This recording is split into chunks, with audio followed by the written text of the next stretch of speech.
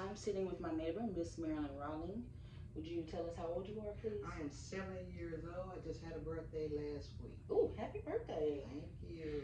She's going to tell us a little bit about media back in her days before all the advances to technology. So, Miss Marilyn, what was the media like between 1960 and 1980? Well, you know what? Back in the day, we didn't have all these amenities we have now with the cell phones.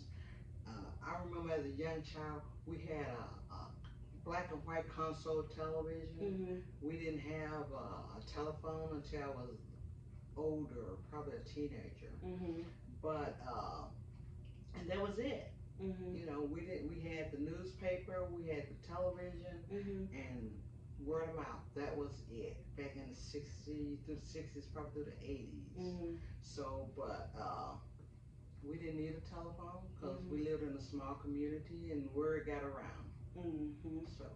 So that was the best way to get the news, huh? Just listen to them. I was raised in a small community where, you know, what they say, take a village to raise a child.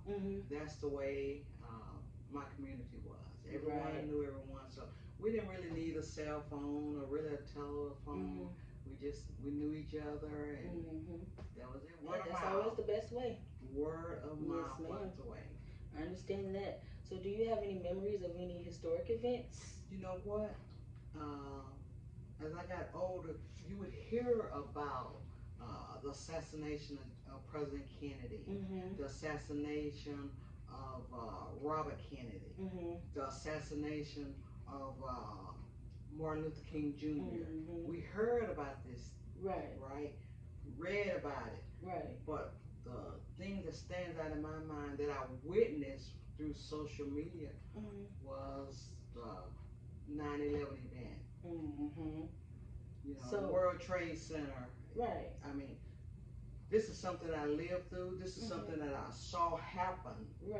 Actually happen. Not that I heard about it, but I witnessed. And I tell you what, if it wasn't for social media, we would have lost a lot of that also. But that is event that really stands out in my mind. Yes, ma'am. Due to social media. So how did that make you feel when you witnessed the 9/11 Let me tell you, it was devastating to actually see that happen. You know, at first, when the first plane hit the first tower, the North Tower, yes, ma'am. You know, we're thinking, oh man, you know, this happened. And then we're sitting there watching it. And the other plane hit the South Tower. Oh, wow. And I tell you what, it was awful. Because we knew people was in there, and we knew people had lost their lives. And we saw people running and crying, and it was terrible. Yeah, because I was a little girl when it happened, so I don't really remember much. You know, I was in school. Yeah, it was September 11th, 2001. I was still in maybe like pre-K or kindergarten. Oh my goodness. So, I mean, hearing about it over the years, it just kind of, I'm like, why would anybody do that? You know? It makes no sense. None whatsoever. And you know, the thing about it was, at this time, I worked for the Smith County Sheriff Department. But I was doing some extra security work for East Texas Medical Center Hospital. Oh, nice. So, yeah, so I was doing extra work. And when the first plane hit the North Tower, our dispatcher called us all in because she wanted us to see this. And we're standing around the television watching this happen. It was something, and everyone in the hospital was just, I don't know, devastated. Yes, it was terrible. Wow, it was terrible. That's crazy. So, and even now, you know, when you think about it, it affects you. Yeah, and it brings back horrible memories. So, but that's it. Yes, ma'am. And you know, one thing I want to jump back to that first question about social media back in the '60s through the '80s. You know, when I was a little girl, we would gather in the evenings and watch television. At 10 o'clock every night, someone would say, "It's 10 o'clock. Do you know where your children are?" Ooh. Every night around 10 o'clock after the news, I think it was. And then at midnight, the televisions went off, and they would play the Star Spangled Banner. Oh wow. Banner. That is. You know, so they had like a cutoff time for it. Yeah, it was midnight. Television went off.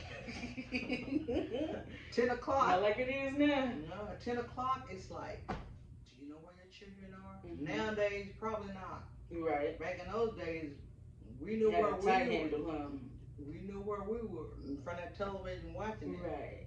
But nowadays, kids go everywhere and do anything all times of day and night. Right.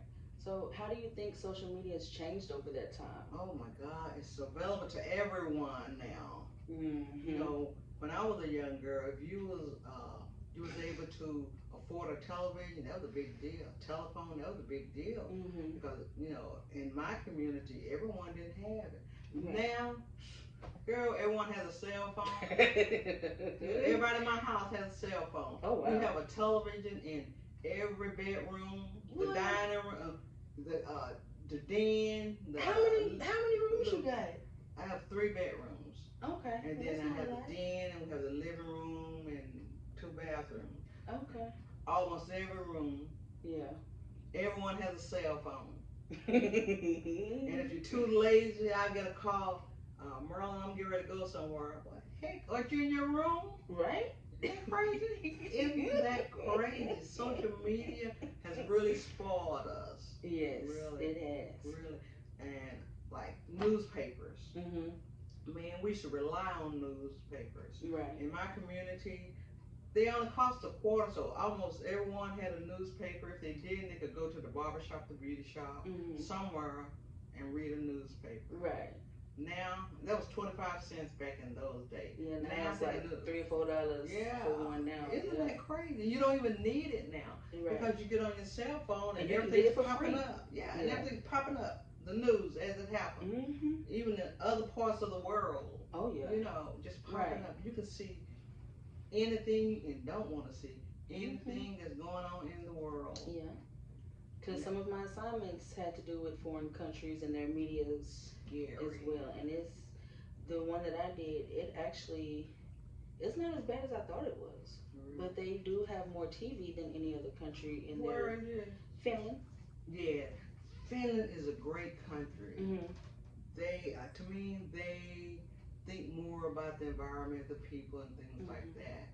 Well, here in the United States. Right. But I mean, when I did the breakdown and I'm reading the statistics, I'm like, oh wow, they spend less time than I do on my phone. Really? 10 hours a day. I'm on my phone for 13. Really? I don't spend much time on my telephone. I like to watch television and things like that. Yeah. And people don't call me either. I don't call people. I don't really either. Yeah, so I like that peace and quiet. Right. I sort of hate I have a cell phone. My son bought it for me because I didn't want one. So where does he live? He lives on the south side of Tyler. Oh, you live across town. Right. And he bought me a cell phone because of the COVID. Oh.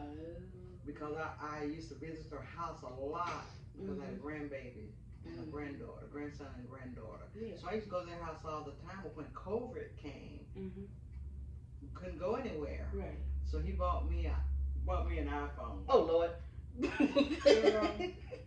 Bought me an iPhone so we could FaceTime every day if we wanted to. So with that being said then, with our youth of today, do you think social media and advanced technology is beneficial or disadvantaging to You know what? That is a very good question because I think it's a little bit of both. I have an 8-year-old grandson. He is so smart. Yeah. Because of that, he has an iPad. He has a computer with 2 monitors on it, and he's on it all the time. And he is always exploring things about science and history. And he likes to ask me questions. Granny, did you know? And of course I said, no, baby, tell me about it. And he can tell you so many things that he's gotten off of. He doesn't get to watch TikTok. He doesn't. I do. And he doesn't watch Facebook. But there are special programs, I guess, for children or whatever. And he loves to get on them. And I tell you what, he's just a computer genius, if you ask me. He's 8 now. When he was 4 years old, he could program the iPhone for his grandmother. Oh. His grandmother is 86 now. She's from Jamaica. Oh. She lives here now. Okay. But he could get on that telephone, hook her up to people in Jamaica to talk on the telephone. He could do this at 4 and 5 years old. Yeah. Now he sent them texts to Jamaica, and he has family in New Jersey, and she calls them every day. I mean, it's just amazing. Mm-hmm. This little boy can do all of that. So the benefits basically being educational purposes. Yes. The disadvantage, if you don't monitor your child, TikTok will educate your child, and it can educate them in the wrong things, the wrong way. Right. You have to monitor your child when they're dealing with social media, because it's good and bad. Right. Right. Good and bad. Yeah. So. Because it's nowadays you got what they call catfishers and human trafficking and sex trafficking. Oh, and it's just... girl, let me tell you, I have got to tell you this one. What's that? When I had two nieces that lived across the street from my mother, and they had to be like 13, 14, and they had cell phones and computers. And the mom worked at night. This little 13-year-old girl got on her computer, told this person where she lived. This man showed up at her house. Showed up knocking on her door. Wow. 11, I think the youngest daughter was 11, she probably was 13, knocking on the door, and she got frightened. So she called across the street to my mom's house. Yeah. And then my mom then called the police. Yeah. But you've got to educate your kids. You've got to monitor your children. Right. You know? Yes, ma'am. She should have known better. Don't give people your address, because it could have been really bad for her. Right. So, it could have been worse. Yeah. But thank both God for of that them. one. But social media, you got to watch it. You got to monitor your children. Right. It can be bad. Yes, ma'am. Well, I appreciate you taking time out of your day. Okay. To speak with me about I've enjoyed it. I did too. So, again, this is my neighbor, Miss Marilyn Rollin, and she is 70 years old.